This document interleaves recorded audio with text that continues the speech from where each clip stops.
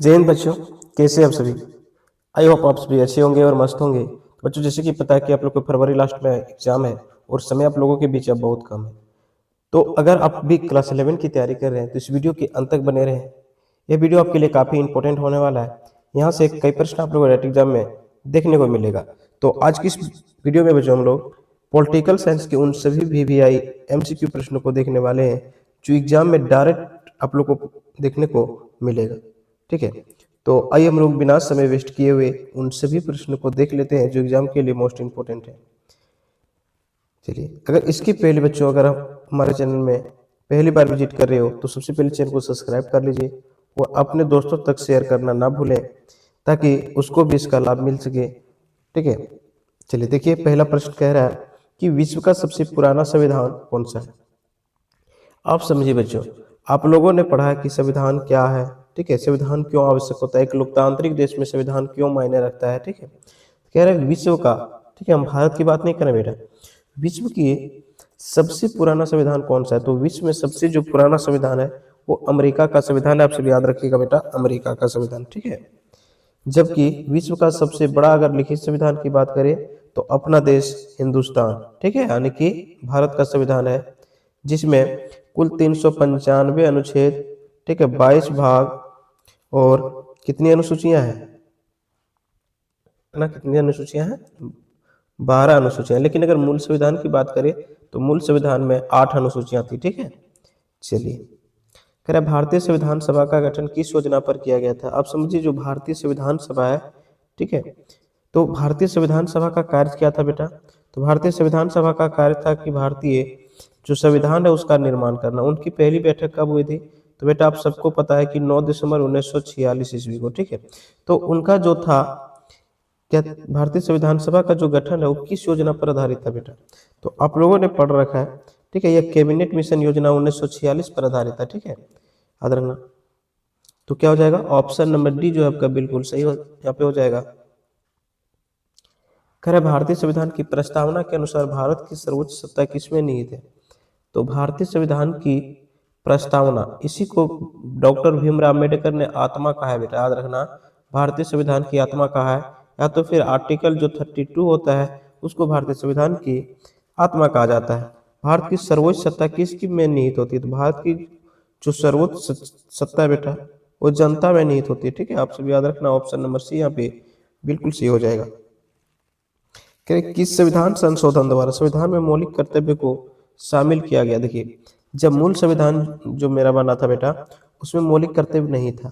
ठीक है, लेकिन फिर क्या हुआ कि संविधान को संशोधन किया गया। क्या हुआ, संविधान में संशोधन किया गया।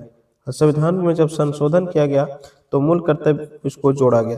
तो मूल कर्तव्य को जोड़ा गया, किस संविधान संशोधन किया गया। तो 42वां संविधान संशोधन 1976 में उसको मौलिक कर्तव्य को संविधान में सम्मिलित किया गया। ठीक है, कितने मौलिक कर्तव्य है बेटा अभी। तो 11 मौलिक कर्तव्य है। ठीक है, चलिए, जो अब समझिए, जो 42वां संविधान संशोधन 1976 में हुआ उसमें काफी काफी संशोधन किया गया। इसलिए इसको जो है बेटा मिनी संविधान के नाम से भी जाना जाता है, याद रखना, मिनी संविधान के नाम से भी जाना जाता है। अब समझिए, जो 44वां संविधान संशोधन है, ठीक है, 44वां संविधान संशोधन ये 1978 में किया गया बेटा, याद रखना, 1978 में किया गया। ठीक है, इसमें क्या किया कि जो संपत्ति का अधिकार था उसको मौलिक अधिकार से हटा करके, ठीक है, क्या किया, एक कानूनी अधिकार के रूप में आर्टिकल 300 ये में रख दिया गया। ठीक है, यानी मौलिक अधिकार से संपत्ति के अधिकार को हटा दिया गया। वर्तमान में मौलिक अधिकार की संख्या कितनी है बेटा। तो याद रखना 6 है। मूल संविधान में कितने थे। तो 7 थे। किस मौलिक अधिकार को हटा दिया गया। तो संपत्ति के अधिकार को हटा दिया। कब हटाया। तो 44वां संविधान संशोधन 1978 में हटा दिया। ठीक है, चलिए, किसने कहा कि संवैधानिक उपचारों का मौलिक अधिकार भारतीय संविधान की अंतरात्मा है। तो किसने कहा था बेटा। तो डॉक्टर भीमराव अंबेडकर। ठीक है, उसे संविधान का पिता भी कहा जाता है। ठीक है, भारत में सूचना प्राप्त करने का अधिकार 2005 किस प्रकार का अधिकार है। अब समझिए, आरटीआई आप लोगों ने पढ़ा होगा 2005। ठीक है, यानी कि सूचना प्राप्त करने का अधिकार 2005। तो ये जो है बेटा ये किस प्रकार का अधिकार है। एक कानूनी अधिकार है या फिर एक मौलिक अधिकार है, राजनीतिक अधिकार है या फिर संवैधानिक अधिकार है। तो किस प्रकार का है? तो ये जो आरटीआई 2005 है बेटा, ये एक कानूनी अधिकार है, ठीक है, ना कि हमारा मौलिक अधिकार है। भारतीय संविधान में काम के अधिकार को कहाँ सम्मिलित किया गया है? तो भारतीय संविधान में जो है काम के जो अधिकार है बेटा, उसको कहाँ सम्मिलित किया गया है? मौलिक अधिकार, राज्य की नीति निर्देशक तत्व, प्रस्तावना, इनमें से कोई नहीं। तो क्या हो जाएगा? ठीक है, तो क्या हो जाएगा बेटा इसका? तो राज्य की जो नीति निर्देशक तत्व है उनमें सम्मिलित किया गया, ठीक है। ऑप्शन नंबर बी यहाँ पे आपका सही हो जाएगा। कह रहा है अनुपातिक प्रतिनिधित्व की एकल संक्रमण प्रणाली का प्रतिपादन किसने किया है?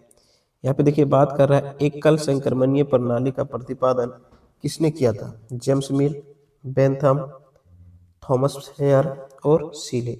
तो बेटा इसका सही उत्तर क्या हो जाएगा? तो ऑप्शन नंबर सी जो है बिल्कुल सही हो जाएगा। भारत में चुनाव आयोग का सरोकार किस चुनाव से नहीं है? अन्य भारत में चुनाव आयोग का सरोकार किससे नहीं होता है? राष्ट्रपति, उपराष्ट्रपति, सांसद, राज्य विधानमंडल, नगर पालिका एवं ग्राम पंचायत। ठीक है, तो क्या हो जाएगा? तो भारत की जो चुनाव आयोग उसको नगर पालिका और ग्राम पंचायत का चुनाव होता है उसका कोई मतलब इससे नहीं होता बेटा, ठीक है, याद रखना। अब यहाँ देखिए चुनाव आयोग का वर्णन संविधान में कहाँ पे बेटा? तो आर्टिकल याद रखिएगा, आर्टिकल 324 से लेकर 329 तक होता है, ठीक है। अब चुनाव आयोग का क्या कार्य है? तो ये किसी भी राजनीतिक दल को क्या करता है? मान्यता देता है, उनका चुनाव चिन्ह प्रदान करता है, चुनाव कराता है, ठीक है। तो आप लोगों ने देखा कि चुनाव आयोग क्या होता है, ठीक है, जिसे हम लोग निर्वाचन आयोग के नाम से भी जानते हैं। इनका वर्णन कहाँ पे है और इनका क्या कार्य है, ठीक है। अब जो नगर पालिका है और ग्राम पंचायत उसका चुनाव भारत के चुनाव आयोग नहीं करते, राज्य चुनाव आयोग करते, ठीक है। संविधान के किस अनुच्छेद में वित्तीय आपातकाल का प्रावधान किया गया है? संविधान के किस अनुच्छेद में वित्तीय आपातकाल का प्रावधान किया गया बेटा? तो अनुच्छेद 356, ठीक है, अनुच्छेद 360, 352 और 380 किसमें किया गया है? तो आप लोग को पता है जो आर्टिकल 360 है, ठीक है। तो यहाँ पे ये बी नंबर जो है बिल्कुल सही हो जाएगा। भारत की पहली महिला राष्ट्रपति कौन बनी? तो भारत की पहली महिला राष्ट्रपति कौन बनी थी? तो प्रतिभा पाटिल, ठीक है, याद रखना। अभी कौन है बेटा? तो अभी द्रौपदी मुर्मू है, ठीक है। चलिए, किसको कैबिनेट के मेहराब की आधारशिला कहा जाता है? किसको कैबिनेट की मेहराब की आधारशिला कहा गया है? राष्ट्रपति को, प्रधानमंत्री, गृह मंत्री, इनमें से कोई नहीं। तो बेटा इसका सही उत्तर हो जाएगा आपका ऑप्शन नंबर बी, प्रधानमंत्री, ठीक है। चलिए, सांसद की संयुक्त बैठक की अध्यक्षता कौन करता है? अब देखिए सांसद जो होता है उसकी संयुक्त बैठक की अध्यक्षता जो होता है वो कौन करता है बेटा? तो आप लोगों ने पढ़ा कौन करता है? लोकसभा अध्यक्ष, ठीक है। अभी लोकसभा अध्यक्ष कौन है? तो याद रखोगे ओम बिरला। कौन है बेटा? ओम बिरला, ठीक है, ओम बिरला। ओम बिरला साहब अभी जो है लोकसभा के अध्यक्ष है, ठीक है। कोई भी विधेयक धन विधेयक है या नहीं है, इनका निर्णय कौन लेता है? तो लोकसभा अध्यक्ष करता है, ठीक है। अगला, धन विधेयक को प्रमाणित करने की शक्ति किसके पास? तो देखिए अभी जस्ट बात किया बेटा और अभी यहाँ पे दे दिया। तो धन विधेयक को प्रमाणित करने की जो शक्ति होती है वो लोकसभा स्पीकर के पास होता है, ठीक है। चलिए, ऑप्शन नंबर सी जो है बिल्कुल यहाँ पे करेक्ट हो जाएगा। अगला कह रहा है राज्यसभा में निर्वाचित सदस्यों की अधिकतम संख्या कितनी हो सकती है? तो राज्यसभा में निर्वाचित सदस्यों की जो अधिकतम मतलब मैक्सिमम संख्या कितनी हो सकती है? ठीक है, तो कितनी हो सकती है बेटा? 233, 12, 250, तो यहाँ पे हो जाएगा 250, ठीक है। कह रहे कानून के शासन का विचार किसने दिया था? कानून के शासन का विचार किसने दिया था? ठीक है, H J. Laski, A V. Dicey, Bentham, B R. Ambedkar. यहाँ पे बी नंबर जो है आपका बिल्कुल सही हो जाएगा। इस समय भारत में कुल कितने उच्च न्यायालय हैं? तो अगर उस समय अगर वर्तमान समय में हम लोग बात करें बेटा तो कुल कितने उच्च न्यायालय हैं? ठीक है, 25, 21, 22 और 18। तो क्या हो जाएगा इसका? तो टोटल हो जाएगा 25।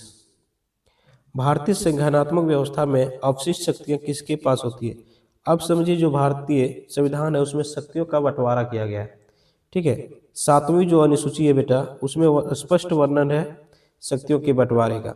तो उसमें जो शक्तियाँ होती है उसमें संघ सूची, ठीक है, संघ सूची, राय सूची और समवर्ती सूची के अंतर्गत विषयों को बांट दिया गया है। उसके अंतर्गत जो आने वाले विषय होते हैं उस पर कानून बनाने का अधिकार को भी वर्गीकृत कर दिया गया है। लेकिन कुछ विषय ऐसे बच गए हैं, कुछ शक्तियाँ ऐसी बच गई हैं, ठीक है, जिसको हम तीनों में नहीं आता है, उसी को हम लोग कहते हैं अवशिष्ट शक्तियाँ, ठीक है।